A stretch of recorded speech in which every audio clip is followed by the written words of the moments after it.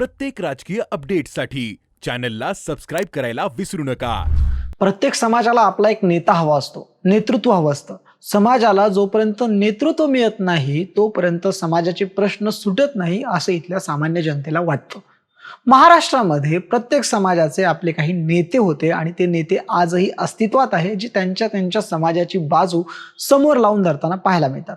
एकीकडे मराठा आरक्षणाचा प्रश्न महाराष्ट्रभर आणि देशभर गाजत असताना मराठ्यांना नेतृत्व करण्यासाठी, या समाजाचं नेतृत्व करण्यासाठी मनोज जरांगे पाटलांसारखं एक दमदार नेतृत्व मिळालं, जे सरकारसमोर सुद्धा कधी झुकलं नाही आणि मराठा आरक्षणाचा प्रश्न मार्गी लावण्याची ताकद केवळ आपल्यात आहे हे मनोज जरांगे पाटलांनी दाखवून दिलं। पण मनोज जरांगे पाटील यांनी कुठल्याही राजकीय पक्षात आपण जाणार नाही, राजकीय त्यांची कुठलीही महत्वाकांक्षा नाही, हे वेळोवेळी सिद्ध केल्याचं सांगितल्याचं आपण पाहिलंय। अशा वेळी मराठा विरुद्ध ओबीसी असा वाद पेटवण्याचं काहींना यामध्ये रस असल्याचं सुद्धा दिसून येत आहे आणि मराठा विरुद्ध ओबीसी हा वाद जेव्हा पेटवण्याचा प्रयत्न होतोय त्यावेळी ओबीसी समाजाला सुद्धा स्वतःचं एक मोठं नेतृत्व हवं आहे आणि ती ओबीसी समाजाची नेतृत्वाची स्पेस भरून काढण्याचा प्रयत्न करताना पाहायला मिळत आहेत महाराष्ट्र राज्यातले एक मंत्री, ज्यांचं नाव आहे छगन भुजबळ। छगन भुजबळ हे ओबीसींचे मनोज जरांगे बनतायत का आणि ते त्या दृष्टीनं प्रयत्न करतायत का, बोलूयात या व्हिडिओमध्ये। नमस्कार मंडळी, मी आहे अनिकेत, तुम्ही पाहताय महाराष्ट्र भूमी।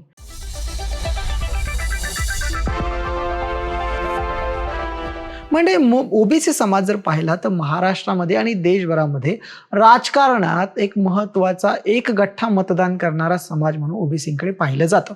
ओबीसी पंतप्रधान आज देशाला लाभलेले आहेत आणि ओबीसी समाजाला जेव्हापासून म्हणजे मंडळ आयोगानंतर एक गठ्ठा मतदान करणारा समाज म्हणून त्यांच्याकडे पाहिलं जातं। ओबीसी समाजाचं महाराष्ट्रातलं नेतृत्व ज्यांनी केलं ते नेते म्हणजे गोपीनाथरावजी मुंडे साहेब। गोपीनाथराव मुंडे साहेबांच्या निधनानंतर भारतीय जनता पक्षामध्ये असा एकही मोठा चेहरा तितका मिळाला नाही ज्यांनी ओबीसीचं तितकं नेतृत्व केल्याचं पाहायला मिळालं। पंकजा मुंडेंनी ओबीसी समाजाचं नेतृत्व आपण करू शकतो हे दाखवलं, पण त्यांना त्यांच्याच पक्षातनं विरोध झाला आणि त्यांना काहीसं बाजूला करण्यात आलं। यावेळी महाराष्ट्रात ओबीसी समाजाच्या नेतृत्व करण्याची जी स्पेस आहे ते भरून काढण्याचं काम छगन भुजबळांनी केल्याचं आपल्याला पाहायला मिळालं। पण छगन भुजबळांनी ओबीसी समाजाचं नेतृत्व करण्याची सुरुवात नेमकी आत्ताच केली आहे का, तर मंडळी तसं नाहीये।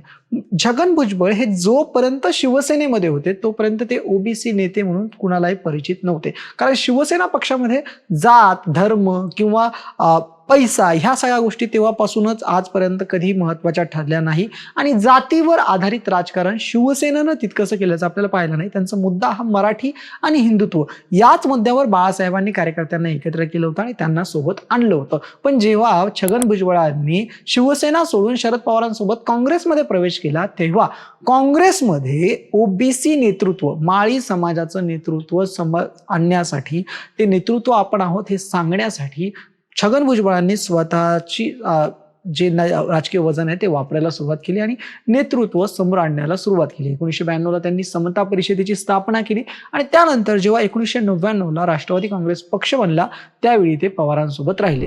तेव्हापासून आजतागायत ओबीसी समाजाचं नेतृत्व छगन भुजबळ करताना पाहायला मिळत आहेत। आता मनोज जरांगे पाटलांच्या विरोधात छगन भुजबळ का आहेत हे आपण लक्षात घेतलं पाहिजे। छगन भुजबळांना एक गोष्ट लक्षात आलेली आहे की जर मराठा समाजाला ओबीसी मधून जर प्रमाणपत्र दिलं तर त्याचा फायदा जो आहे राजकारणी म्हणून त्यांना होऊ शकतो आणि छगन भुजबळांना ती स्पेस हेरायची आहे। आणि ज्या प्रकारे जर सध्याच्या सरकारने ओबीसी प्रमाणपत्र दिले तर त्या विरोधात, सध्याच्या सरकारच्या विरोधात ओबीसी समाज जाईल आणि त्याचा फायदा छगन भुजबळांना होऊ शकतो। छगन भुजबळांनी यावेळी जो निर्णय घेतलेला आहे तो पक्ष, विचारधारा, सरकार, या पक्ष आणि सरकार या दोघांच्या विरोधात असल्याचं आपल्याला पाहायला मिळतं। कारण त्यांची गेल्या काही दिवसातली विधानं पाहिली तर त्यांनी स्पष्ट सांगितलेलं आहे की जे कोणी सरकार म्हणून जे कोणी ओबीसी समाजाचा वाटा मराठ्यांना देतील ते सरकारमध्ये राहणार नाहीत, असा थेट इशारा त्यांनी स्वतःच्या सरकारला दिलेला आपल्याला पाहायला मिळतो। आणि यावरून